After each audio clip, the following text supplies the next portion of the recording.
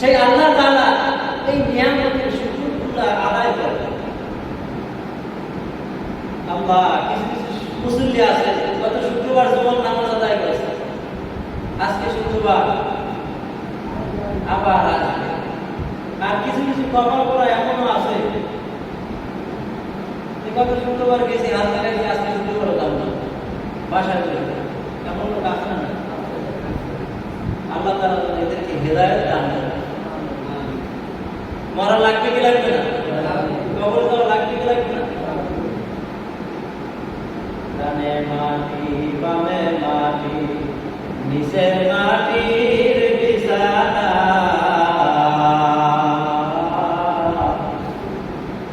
পরেতে বাঁশের ছাইনি কবর হবে ঠিকানা।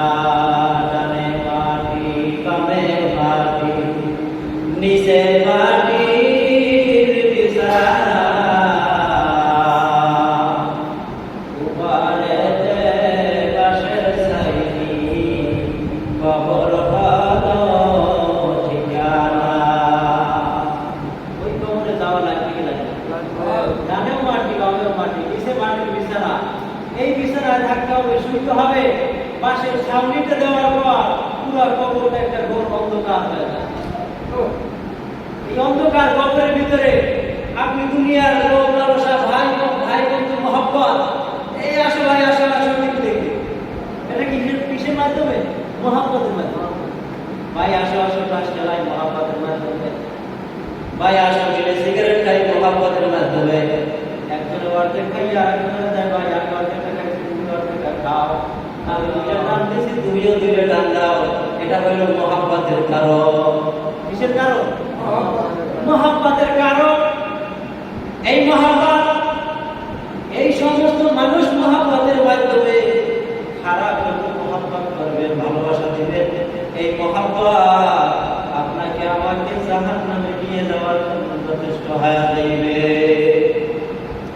ভালো জিনিসের মহব্বত। আসো ভাই নামাজ পড়তে আসো, আসো ভাই মাহফিলে চলো, আসো ভাই জলসা দেই, আসো ভাই তালিম দেই, আসো ভাই জিকির আজকার করি, আসো ভালো আলোচনা করি, আসো ভালো মানুষকে বুঝাই, ইসলামের পথে আনার চেষ্টা করি, ইসলামের দাওয়াত দেই।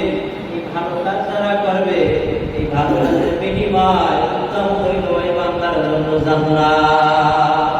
আল্লাহ আল্লাহ क्या मुबारक नाम भाई, अल्लाह अल्लाह मोमिन का काम भाई। মুমিন বান্দার সাথে হাঁটবেন, চলবেন, ভালোবাসা রাখবেন। ভালো মানুষের সাথে চললে ভালো হওয়া যায়, খারাপ মানুষের সাথে খারাপ হওয়া যায়। চোরের সাথে চললে আস্তে আস্তে চোর হওয়া যায়, ডাকাতের সাথে চললে আস্তে আস্তে ডাকাত হওয়া যায়। আদরের দোকানে ঘুরলে আদরের গ্রাম পাওয়া যায়, চালের দোকানে চাল পাওয়া যায়, যে দোকানে যাইবেন, যে দোকানে যে জিনিস বিক্রি করে সেই জিনিস পাওয়া যায়।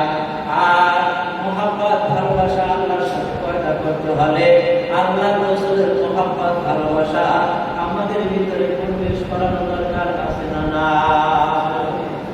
এই জন্য ভালো মানুষের কাছে গেলে, আল্লাহওয়ালা মানুষের কাছে গেলে, নামাজি ব্যক্তির কাছে গেলে ভালো মানুষের মহব্বত পাওয়া যায়, আল্লাহর মহব্বত প্রেম ভালোবাসা পাওয়া যায়। যেই কবরের ভিতরে আল্লাহ আর আল্লাহর নবী বলতে কেউ হবে না, এই দুই ব্যক্তির সাথে মহব্বত ভালোবাসা পয়দা করা দরকার আছে না? না। কবরে যাইবেন, ডানে মাটি বামে মাটি নিচে মাটির বিছানা, উপরেতে বাঁশের ছাইনি কবর হইল ঠিকানা। ওই কবরে ওইটা আসে বাইরে ডাকবেন, বলবেন ভাই আসো আসো মহব্বতের কারণ। কিন্তু যখন মারা যাইবে আপনি বলবেন ভাই তুমি আসো আসো, আমি একা একা অন্ধকার কবরে শোবো, আমার ওই কবরে একা একা শুইতে ভয় লাগে। মহব্বতের ভাই আর আসবে না, ভালোবাসার ভাই আসবে না, দুনিয়ার আপন বলতে কেউ আসবে না। একা একা ওই অন্ধকার কবরের পাশে কবরে থাকা লাগবে কি লাগবে না? আমরা দুনিয়ার জমিন আল্লাহ তাআলা এত নিয়ামত আমাদেরকে দান করলেন,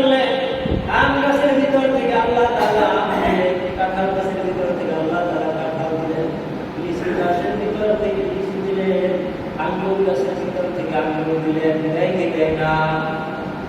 আপেল গাছের ভিতর থেকে আপেল দেয়। দুনিয়ার সমস্ত নিয়ামতগুলো আল্লাহ তাআলা কিভাবে আপনাকে আমাকে দেয়, সেই আল্লাহ তাআলার নিয়ামত পাইয়া মালিকের ইবাদত করা, নামাজ পড়া দরকার আছে না না? যদি আল্লাহ তাআলা এই নিয়ামত খাওয়ার পর যদি ওই মালিকের ইবাদত বন্দেগী করে, তাহলে আল্লাহ তাআলাকে ওই কবরে পাওয়া যাইবে কি যাইবে না? নবীকে ওই কবরে পাওয়া যাবে কি যাবে না? আল্লাহ তাআলা এত কুদরত, ছোট গাছ বড় ফল দেয় কে? আল্লাহ। কদু গাছের লতা আছে, বড় বড় ফুল দেয় কে? আল্লাহ। কোমর গাছে লতা আছে, বড় বড় 8 কেজি 10 কেজি 15 কেজি কোমর দেয় কে? এগুলো নিয়ামত কার? আল্লাহ তাআলার। এই নিয়ামতগুলো যদি চিন্তা ভাবনা করে, তাহলে ওই বান্দা কখনো ওই মালিককে বলতে পারে না আল্লাহ আল্লাহ কেন ভালো নাম হায়, আল্লাহ আল্লাহ মুমিনুকা মহান। যারা মালিককে পাইছে, নিয়ামত খাইছে, এই নিয়ামতের পাইয়া নিয়ামত খাইয়া মালিকের বন্দেগী করে, আর ওই সম্পদের জায়গার যথাযথভাবে আদায় করে। এই জন্য জান আল্লাহ জানের বদলে মাল দেওয়া দরকার না। আমাদের যেহেতু আল্লাহ তাআলা জান দিয়েছেন, এই জন্য আল্লাহ তাআলাকে আমাদের মাল দেওয়া লাগবে কি লাগবে না? যাকাত দেওয়া লাগবে কি লাগবে না? আল্লাহ তাআলাকে জানের বিনিময়ে যদি আমরা মাল দিতে পারি, আল্লাহ তাআলা আমাদের জানের হেফাজত করবে কি করবে না? পয়গম্বর সুলাইমান আলাইহিস সালাম এর কাছে এক ব্যক্তি এসে বললেন, ও পয়গম্বর সুলাইমান, আমার ছোট একটা পাখি আছে, কবুতর। এই কবুতর যখন বাচ্চা দেয়, হঠাৎ করে এক যুবক এসে এই ঘর থেকে বাচ্চা নিয়ে যায়, সবাই গেলে আমাকে দেয় না, আর বাচ্চা ওইখানে রাখে না, বাচ্চা বড় হইতে দেয় না। যখনই বাচ্চা দেয় আবার এসে বাচ্চা নিয়ে যায়, খাওয়ার উপযুক্ত যখন হয় বাচ্চা নিয়ে যায়, আমরা খাইতে পারি না। পয়গম্বর সুলাইমান, আপনার কাছে বিচার দিলাম, ওই ব্যক্তির বিচার আপনি করে দিবেন।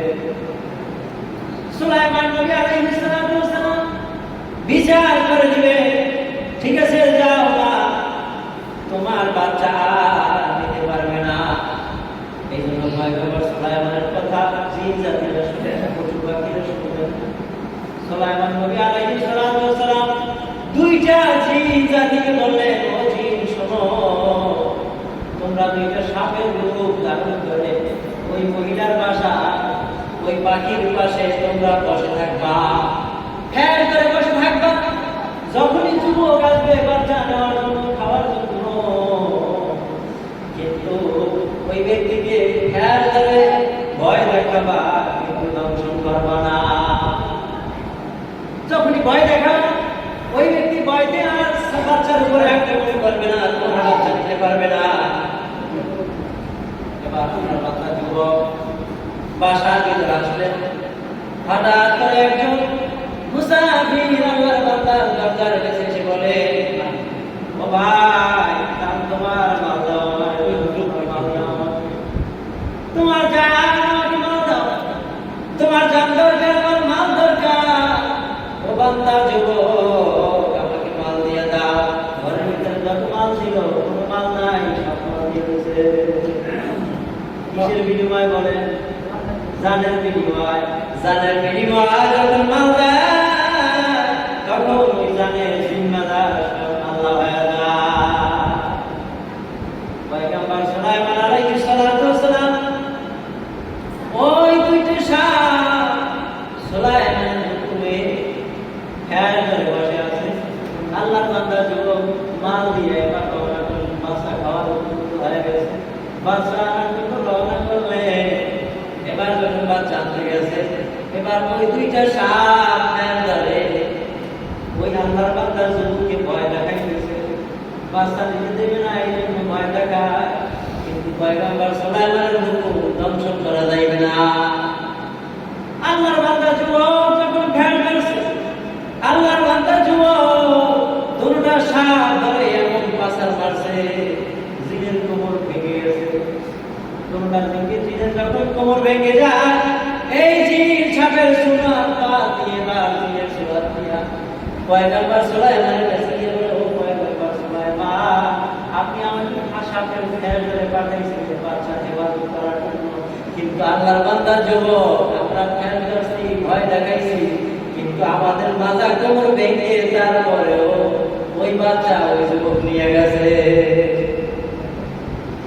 পয়গম্বর সুলাইমান আলাইহিস সালাম টেনশনে পড়ে গেলেন, আমি একজন পয়গম্বর দুইটা জিন সাপের সুরা ধরে পাঠাইলাম, কিন্তু জিনের মাজা কোমর ভাঙিয়ে ফেলাইলো, তাহলে লোকটা তো মনে হয় সাধারণ মানুষ হবে না। কেমন ব্যক্তি যে দুইটা জিনের সাপ বানিয়ে রাখলাম আর কোনটা সাপের মাজা ভাঙিয়ে ফেলাইবে, দুইটা জিনের মাজা ভাঙিয়ে ফেলাইবে, মাজা দিয়ে শক্তি আর পায় না। এবার সুলাইমান নবী আলাইহিস সালাতু ওয়াস সালাম এবার নিজে নিজে রওনা করলেন আল্লাহর বান্দার যুবকের বাড়িতে। আর এর ভিতরে ওই মহিলা পয়গম্বর সুলাইমানের নিকট এসে বললেন, ও পয়গম্বর সুলাইমান, আপনার কাছে বিচার চাইছিলাম, আপনি বিচার ফয়সালা করতে পারেন নাই, যেহেতু আপনি বিচার ফয়সালা করতে পারেন না আপনাকে আমি নবীও মানি না, আপনাকে আমি নবীও মানি না। আপনার কাছে বিচার দিলাম, আল্লাহর বান্দা যুবক আমার বাচ্চাকে নিয়ে গেছে, বাচ্চাকে তো রাখতে পারলো না, কিন্তু দুইটা সাপ বানাইয়া তারপর রাখতে পারলেন না, তাহলে লোকটা তো মনে হয় সাধারণ মানুষ না। পয়গম্বর সুলাইমান লোকটার বাড়িতে রওনা করলেন, আল্লাহর বান্দা যুবকের বাড়িতে গিয়ে বলল, যুবক তুমি দুইটা সাপের মাথা ভাঙিয়া ফেলাইলে, ওরা তো সাপ না, ওরা হয়েছে দুইটা জিন। আমি পয়গম্বর সুলাইমানের হুকুমে দুইটা সাপ, ওরা আসলে সাপ না, দুইটা জিনকে আমি সাপের রূপ ধারণ করে বানাইয়া রাখছিলাম, কিন্তু তুমি সাপের মাথা ভাঙিয়া ফেলাইলা, তোমার এমন কি আমল, কিসের বিনিময়ে তুমি সাপকেও ভয় পাইলা না, সাপের মাথা ভাঙিয়া ফেলাইলা, কারণটা কি কোনো কিছুই তো বুঝতে পারলাম না।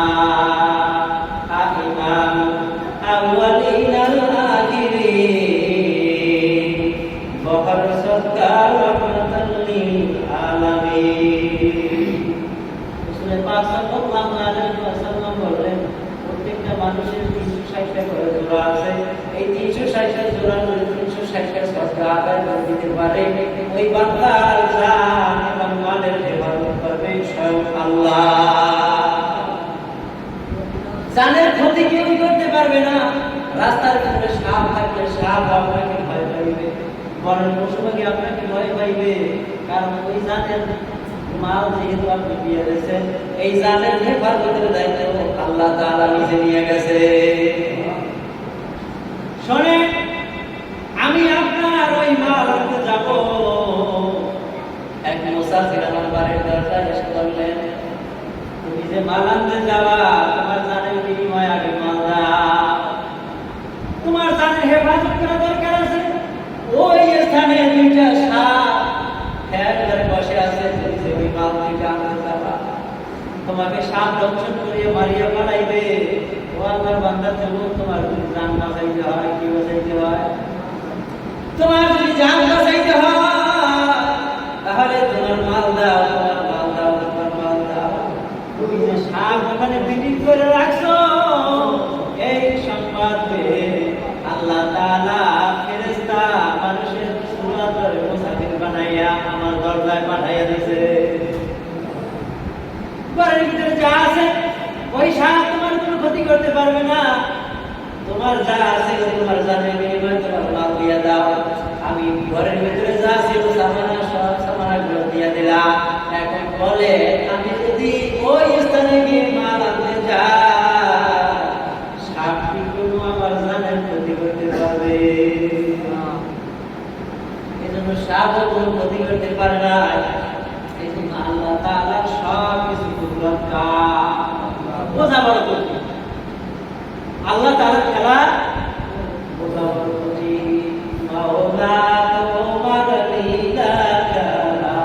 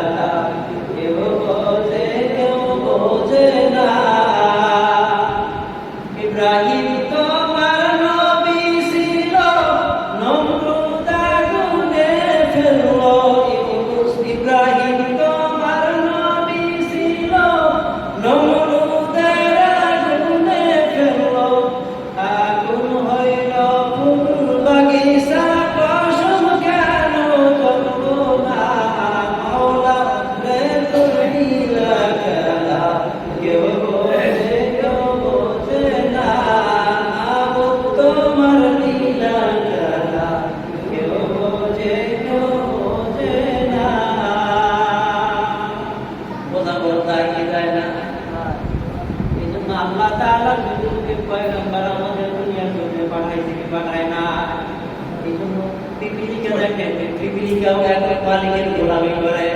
পয়গম্বর সুলাইমান আলাইহিস সালাম আল্লাহ তাআলা সম্মান দিলেন, সুন্দুকের ভিতরে সামানা যা আছে সব কিছু দিয়া দিলেন, একটা তক্ত দিয়ে দিলেন। এই তক্তর উপরে তার সৈন্যবাহিনী নিয়ে যখন রওনা করে, একটা বাতাস সে এমন ভাবে এক বাতাসে ছুড়ে নিয়ে যায়, 1 মাসের রাস্তা 1 মাসের পথ অতিক্রম করিয়া পালায়। পয়গম্বর সুলাইমান আলাইহিস সালাম তক্ত সুলাইমানের উপরে বসে এবার যখন রওনা করলেন, 9 মাইল উপর দিয়ে যখন তক্ত নিয়ে যায়, আর পিপিলিকা রাস্তার উপরে বানের উপরে হাঁটাচলা করে। পিপিলিকার রাজারা ডাক দিয়ে বলে, পিপিলিকার গর্তের পিপিলিকার শোনো শোনো, তোমরা রাস্তার উপরে তোমরা বনের ভিতরে যারা হাঁটাচলা করতেছো, তোমরা তাড়াতাড়ি চলে আসো, তোমরা গর্তের ভিতরে ঢুকে যাও। পিঁপড়ার বাসায় পিঁপড়াদেরকে বলতেছো, পিঁপড়া তোমরা এদিক ওদিক খাইটিও না, ওই তাকায় দেখো 9 মাইল পর দিয়া পয়গম্বর সুলাইমান আলাইহিস সালাম তক্ত নিয়ে যায়। ওই সুলাইমান তক্ত নিয়ে যায়, ওই তক্তের বাতাসে তোমরা পৃথিবীর পিঁপড়া এমন জায়গা থেকে অমন জায়গায় তোমরা চলে যাবা, তোমরা বাসা তালাশ করে পাবা না। এই জন্য তোমরা তাড়াতাড়ি চলে আসো, তোমরা গর্তের ভিতরে প্রবেশ করিয়া ফেলা। পয়গম্বর সুলাইমান আলাইহিস সালাম ওই 9 মাইল পরে বসে ওই গর্তের পিপিলিকার বাসাও তিনি ওখানে বসে বসে শুনতে পান। পিঁপড়া যে এই কথাগুলো বলতেছে, সেই পিঁপড়া আশ্রয়ের জন্য, তাদের জান বাঁচানোর জন্য অন্য দলের পিঁপড়াকে আশ্রয়ের জন্য গর্তের ভিতরে হাঁটতেছে। আর আপনার আমার সমাজের ভিতরে একজন ভাই যদি বসায় করে যায়, এই ভাইকে সাহায্য আমরা কেউ করি না, বড় বড় পাশ কাটাইয়া যায়। আরো একজন ভাই যদি উপকার করতে যায়, কয় না না, তুমি উপকারের দরকার নাই, তুই চলে আস, ওই লোকটা বেশি ভালো না, আসে না। কিন্তু একটা পিঁপড়া পর্যন্ত অন্য পিঁপড়াকে যেভাবে মহব্বত ভালোবাসা দিয়ে আঁকড়িয়ে ধরে, কিন্তু আমরা মুসলমান হয়ে সেই মহব্বত ভালোবাসা আজ পর্যন্ত আমরা অন্তরের ভিতরে ঢুকাইতে পারলাম না। আল্লাহ এবং আল্লাহ রাসূলের মহব্বত ভালোবাসা আপনার আমার ভিতরে থাকা দরকার, আছে না? না, মরা লাগবে কি লাগবে না? কবরে যাওয়া লাগবে কি লাগবে না? কবরে আল্লাহ এবং আল্লাহ রাসূলকে আপন বানাইয়া যাওয়া লাগবে কি লাগবে না? এই জন্য আল্লাহ এবং আল্লাহ রাসূলকে আপন বানাইতে চাই, জান্নাতে যাইতে চাই, ভালো শান্তিতে থাকতে চাই, দুনিয়ার জমিনের বুকে ভালো খাবার খাওয়ার জন্য যা দরকার সব কিছু আমরা করতে চাই। মৃত্যুর পরে জান্নাতে শান্তিতে থাকবো, কবরে শান্তিতে থাকবো, হাসরে শান্তিতে থাকবো, মিজানে পুলসিরাতে কিয়ামতের ময়দানে সমস্ত জায়গায় হিসাব নিকাশ সহজ হয়ে যায়। এই জন্য কোনো কিছু ব্যবস্থা করা দরকার, আছে না? না, এই জন্য আল্লাহ আল্লাহ রাসূলের মহব্বত করে ভালোবাসা আমাদের অন্তরের ভিতরে ঢুকান লাগবে কি লাগবে না? এই জন্য জুমার নামাজে আসলাম, আসরের নামাজের দরকার নাই, মাগরিবের দরকার নাই, ইশারের দরকার নাই, আগামীকালকে শনিবার নামাজের দরকার নাই, রবিবার দরকার নাই, সোমবার দরকার নাই, মঙ্গলবার দরকার নাই, বুধবার দরকার নাই। আগামী শুক্রবার এসে হাজির হইবে, আল্লাহ এবং আল্লাহ রাসূলের মহব্বত ভালোবাসা হবে কি হবে না? না হবে? আল্লাহ তাআলাকে যদি এক সপ্তাহ পর আমরা চিনি, তাহলে আল্লাহ তাআলা কবরে, হাসরে, মিজানে, পুলসিরাতে, কিয়ামতের ময়দানেও আপনাকে আমাকে চিনবে না। ও বান্দা, তোমাকে আসরে ডাকলাম পাইলাম না, মাগরিবে ডাকলাম পাইলাম না, ইশারে ডাকলাম পাইলাম না, পাঁচ ওয়াক্ত নামাজে ডাকলাম, কিন্তু বান্দা তোমাকে আমি পাইলাম না। এই জন্য বান্দা, তুমি আমার বন্ধুকেও পাবা না, কবরে পাবা না, হাসরে পাবা না, পুলসিরাতে পাবা না, মিজানে পাবা না। এমনকি তোমার মৃত্যুর সময়, মৃত্যুর যন্ত্রণা এত কঠিন, ওই মৃত্যুর সময়ও তোমার কোনো কেউ উপকারে আসবে না।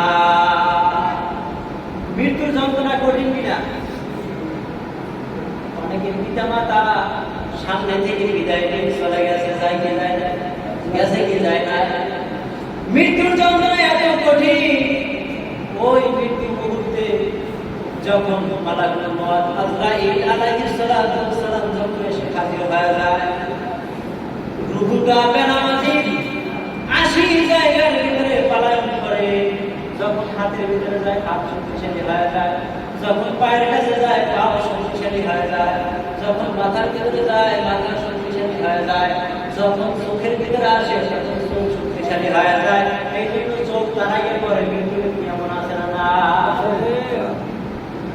যারা নামাজি ব্যক্তি মালাকুল মউত আজরাইল পয়গম্বরকে বলে ও আল্লাহর পয়গম্বর, যারা আপনার খাঁটি উম্মত, যারা নামাজি ব্যক্তি পাঁচ ওয়াক্ত নামাজ আদায় করবে, ওই ব্যক্তিদের রূহটা এমন ভাবে কবজ করব যেভাবে মায়ের কোলে যেভাবে শিশু দুধ পান করতে করতে ঘুমায়া যায়, মা যেভাবে টের পায় না, ঠিক নামাজি ব্যক্তির জানটা এমন ভাবে কবজ করব ওই নামাজি ব্যক্তিও টের পাবে না।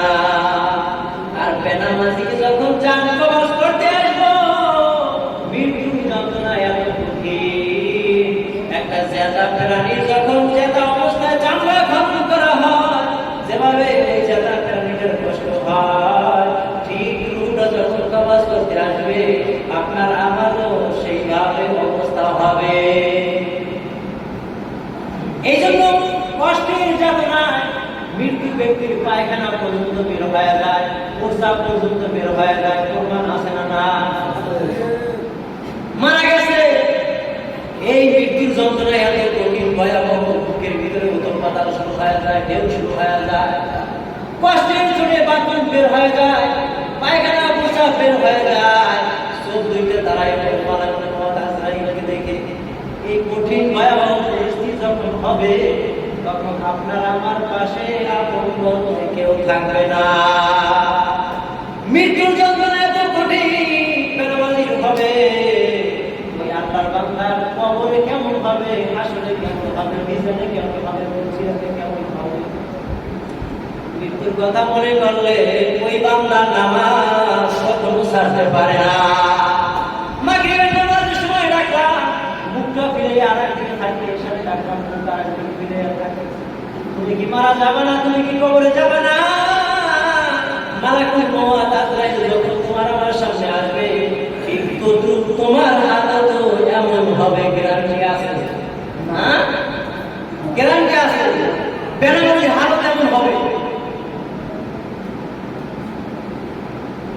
পয়গম্বর সুলাইমান আলাইহিস সালাতু ওয়াস সালাম তত সুলাইমান নিয়ে যখন রওনা করলেন, পর দিয়া যায় না বাইরে পর দিয়া আল্লাহর বান্দা একজন জমিনে বসে উপরের দিকে তাকায় দেখে এমন বিশাল বড় একটা তত্ত্ব উপর দিয়া ভাইসা হাওয়ার উপর পড়ে যায়। মেশিন না, ইঞ্জিন না, ইঞ্জিন ছাড়া উপর দিয়ে যাইতেছে। একজন না, দুইজন না, পয়গম্বর সুলাইমান আলাইহিস সালাতু ওয়াস সালামের সৈন্যবাহিনী মিলিয়া উপর দিয়া তখন সুলাইমানের উপর দিয়া যা। আল্লাহর বান্দা যুবক উপর দিয়ে তাকায় তাকায় বলে, তেল ছাড়া উপরে ইঞ্জিন ছাড়া গাড়ি চলতেছে, তখন চলতেছে ব্যাপারটা কি? এমন কি কুদরত পয়গম্বর সুলাইমান আলাইহিস সালাতু ওয়াস সালামের এত পাওয়ার, এত ক্ষমতা, তাকে নিয়ে হাওয়ার উপর দিয়ে একটা তত্ত্ব নিয়ে যায়। এই জন্য আল্লাহর বান্দার যুবক একবার বললেন সুবহানাল্লাহ। কি বললেন? ওই তত্ত্ব 9 মাইল উপর দিয়ে যায়। আল্লাহর বান্দার যুবক দেখিয়া বললেন সুবহানাল্লাহ। যখন সুবহানাল্লাহ বলে অমনি তত্ত্বর সামনের দিকে যায় না, আস্তে আস্তে জমিনের দিকে চলে আসছে। পয়গম্বর সুলাইমান আলাইহিস সালাতু ওয়াস সালাম চিন্তা করলেন, এত জোরে গতিতে আমার তত্ত্ব চলতেছে, হঠাৎ করে তত্ত্বটা থেমে গেল, কারণটা কি? কারণটা তো বুঝতে পারলাম না। জমিনের দিকে তাকায় দেখে আল্লাহর বান্দা একজন যুবক বসা। ওই যুবক উপরের দিকে তাকায় দেখতেছে 9 মাইল উপর দিয়ে তত্ত্ব নিচের দিকে নামতেছে। আল্লাহর বান্দা যুবক ভয়তে কম্পন সৃষ্টি হয়ে গেল। কি হইল? আমি নিচের জমিনে বসে একবার বললাম সুবহানাল্লাহ, বলার সাথে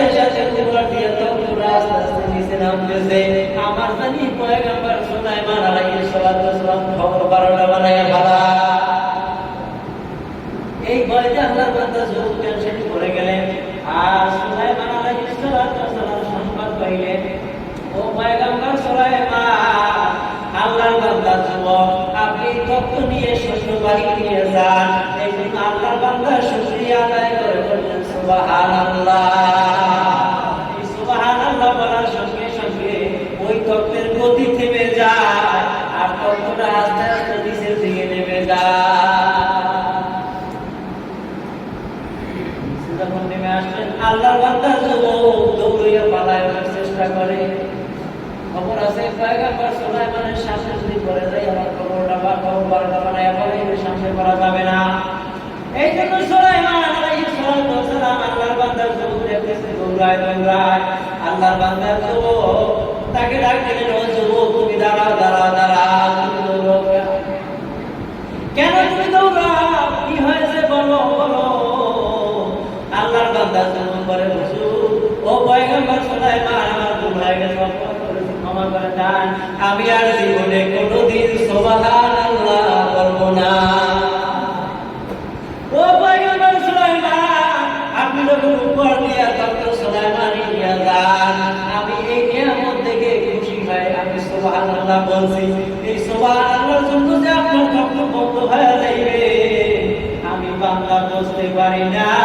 আমি যদি বুঝতে পারতাম যে সুবহানাল্লাহর বিনিময়ে আপনার তত্ত্ব সৈন্যবাহিনীর নিচে আসবে, তাহলে আমি পয়গম্বর সুলাইমান সুবহানাল্লাহ বলতাম না।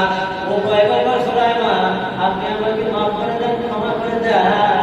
আমি বললাম আর আদা করলাম, আজকে থেকে সুবহানাল্লাহ কোনদিন বলবো না।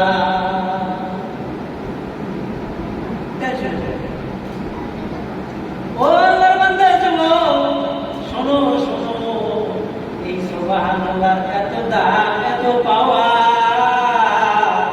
আল্লাহ তাআলা দিয়েছে। তোমার সুবহানাল্লাহ বলার কারণে আল্লাহ তাআলা খুশি হয়ে সুবহানাল্লাহর বিনিময় এই তত্ত্বটা পর্যন্ত থামাইয়া দিয়েছে। তাহলে বলছো সুবহানাল্লাহর পাওয়া কতদূর। এই জন্য আল্লাহর বান্দা যুবক, যদি কোনো কিছু আল্লাহ তাআলার নিয়ামত দেখে, কাঁঠাল গাছে কাঁঠাল দেখার পর মালিকের শুকর আদায় করে, এই নিয়ামত দেখে যদি বলে সুবহানাল্লাহ। এই কাঁঠাল গাছের ভিতর থেকে এত কাঁঠাল খেতে ওই আল্লাহর বান্দা যুবক যদি দেখা বলে সুবহানাল্লাহ, এই সুবহানাল্লাহর বিনিময় ওই বান্দার কাঁঠাল গাছের কাঁঠালের নিয়ামত আল্লাহ বাড়াইয়া দেবে। ওই বান্দা যত নিয়ামত আল্লাহ তাআলা দান করেছে, এই নিয়ামত দেখা দেখা ওই বান্দা বলবে সুবহানাল্লাহ। সুবহানাল্লাহ বলার বিনিময় ওই বান্দার নিয়ামতগুলো বেশি বেশি করে আল্লাহ বাড়াইয়া দেবে। আর ওই বান্দা যখন মসজিদে আসবে, নামাজ আদায় করবে, আলোচনার চেষ্টা বেশ করবে, ওই বান্দা যতবার বলবে সুবহানাল্লাহ, এই সুবহানাল্লাহ বলার কারণে ওই বান্দার আমলনামা থেকে 10টা গুনাহ আল্লাহ মাফ করে দিবে, 10টা নেকি আল্লাহ তাআলা দিয়ে দিবে। ওই ব্যক্তিকে 10টা সম্মান মর্যাদা আল্লাহ তাআলা বাড়াইয়া দেবে। আর শুধু তাই নয়, ওই বান্দার জন্য আল্লাহ তাআলা জান্নাতের ভিতরে একটা সুবহানাল্লাহ গাছ আল্লাহ তৈরি করে দিবে। জান্নাতের এরিয়ার মধ্যে আল্লাহ তাআলা একটা সুবহানাল্লাহ গাছ তৈরি করে দিবে। জান্নাতের এরিয়া খোলা ময়দান, এই খোলা ময়দান আমরা থাকতে পারি না। একটা গাছ হইলে গাছের ছাওয়ায় বসতে ভালো লাগে কি লাগে না? ওই আল্লাহর বান্দা যুবক গাছের ছাওয়ায় বসবে। পয়গম্বর ইদ্রিস আলাইহিস সালাম তিনি কিন্তু দুনিয়াতে থাকা অবস্থায় জান্নাতের ভিতরে এরিয়ার মধ্যে প্রবেশ করছে। মালাকুল মওত আজরাইল আলাইহিস সালাম দুনিয়ার জমিনে থেকে যা কিছু আছে সবাই জান কবজ করবে, সবার জান কবজ করবে। জিন জাতির জান কবজ করবে, পশু পাখির জান কবজ করবে, ফেরেশতা চলে যাবে, জিনেরা চলে যাবে। সব কিছু যাওয়ার পর মালাকুল মওত আজরাইল আলাইহিস সালামকে প্রশ্ন করবে আল্লাহ তাআলা, ও আজরাইল, এবার বলো দুনিয়ার জমিনের বুকে আর কেউ আছে? কয় না, আল্লাহ কেউ নাই, একমাত্র আল্লাহ আপনি আছেন আর আমি আজরাইল আছি। আর এছাড়া দুনিয়ার জমিনে আর কোনো কিছু না। এবার আল্লাহ তাআলা হুকুম করবে, ও আজরাইল এবার তুমিও মরে যাও। আজরাইল আলাইহিস সালাতু ওয়াস সালাম মরে যাবে। আল্লাহর হুকুমে আজরাইল সব নবীদেরকে মারবে, সাহাবীদেরকে মারছে, নবীদেরকে মারছে, কিন্তু ইদ্রিস আলাইহিস সালাতু ওয়াস সালামের জান কবজ করতে পারে না। আপনার আমারও জান কবজ করবে কি করবে না? ইদ্রিস আলাইহিস সালাতু ওয়াস সালামের জান কবজ করতে পারে না। ইদ্রিস আলাইহিস সালাতু ওয়াস সালাম বললেন, আজরাইল আমার মনের ভিতরে একটা আশা আছে। আশাটা হইল আমি দুনিয়াতে থাকা অবস্থায় একটুখানি জান্নাতের নিয়ামতগুলো ঘুরে ঘুরে দেখতে চাই। আমি জান্নাতের নিয়ামতগুলো ঘুরে ঘুরে দেখা তারপরে আমি আবার আসবো। এরপর আজরাইল তুমি আমার জানটা কবজ করিও। আমি জানি যে আল্লাহর বান্দা জান্নাত পায়, ওই ব্যক্তির কাছ থেকে জান্নাত আর কেউ নিতে পারেনি। আল্লাহ তাআলা যদি কোনো বান্দাকে জান্নাতে ঢুকায়, জান্নাত থেকে ওই ব্যক্তিকে আর কোনো সময় বাহির করবে না। আজরাইল আলাইহিস সালাতু ওয়াস সালাম ইদ্রিস আলাইহিস সালাতু ওয়াস সালামকে বললেন, ও ইদ্রিস যাও যাও, তুমি থাকা অবস্থায় জান্নাতের নিয়ামতগুলো দেখে আসো, তোমার কিন্তু মৃত্যুর টাইম অতি নিকটে। মালাকুল মউত আজরাইল আলাইহিস সালাতু ওয়াস সালাম ইদ্রিস পয়গম্বরের জান কবজ করবে। জান্নাতের বাহিরের দরজা দাঁড়াইয়া আছে ইদ্রিস। মালাকুল মউত আজরাইল আলাইহিস সালাতু ওয়াস সালাম ইদ্রিস পয়গম্বর ভিতরে প্রবেশ করে ঘুরতে ঘুরতে ঘুরতে ঘুরতে এখন ভিতরে নিয়ামতের বিরুদ্ধে যায়। ইদ্রিস পয়গম্বর আর বাহিরে ঘুরতে চায় না। আজরাইল বাহির থেকে ডাকে, ইদ্রিস আসো আসো, তোমার জান কবজ করব। ও আজরাইল, তুমি কি জানো না আল্লাহ তাআলা যদি কোনো বান্দাকে জান্নাতে ঢুকায়, ওই বান্দাকে আর কখনো জান্নাত থেকে মালিক বাইর করবে না। আমি যেহেতু আজরাইল, আমি যেহেতু জান্নাতে ঢুকছি, আমি আর দুনিয়াতেও যাব না। আমি জান্নাতে থাকবে, জান্নাতে গেলে আমি বাইরে যাব না। যেহেতু আমি ঢুকছি আর আমি বাইরে যাব না। পয়গম্বর আমাদের নবী যখন মিরাজে গেলেন, জান্নাতের চতুর্দিকে ঘুরে ঘুরে দেখতেছে, জান্নাতের ভিতরে না, জান্নাতের বাহিরে, জান্নাতের বাগানের ভিতরে, বাগানে বাগানে এক আল্লাহর বান্দাকে দেখলেন। এবার জিবরাইলকে বললেন, ও ভাই জিবরাইল, এই ব্যক্তিকে এনাকে তো চিনলাম না। ইনি হচ্ছে ও আল্লাহর পয়গম্বর, ইনি হচ্ছে ইদ্রিস পয়গম্বর। ইদ্রিস কেন জান্নাতের বাহিরে বাহিরে, জান্নাতের বাগানে বাগানে কেন ঘোরে? ইদ্রিস একজন নবী, নবী হয়ে কেন জান্নাতে যায় না, জান্নাতের বাগানে বাগানে ঘোরে? ও আল্লাহর পয়গম্বর, আপনি নবী, জান্নাতে ঢোকার আগ পর্যন্ত অন্য কোন নবীরাও জান্নাতে ঢুকতে পারবে না। আপনি নবী, জান্নাতে ঢোকার আগ পর্যন্ত অন্য কোন নবীরাও জান্নাতে ঢুকতে পারবে না।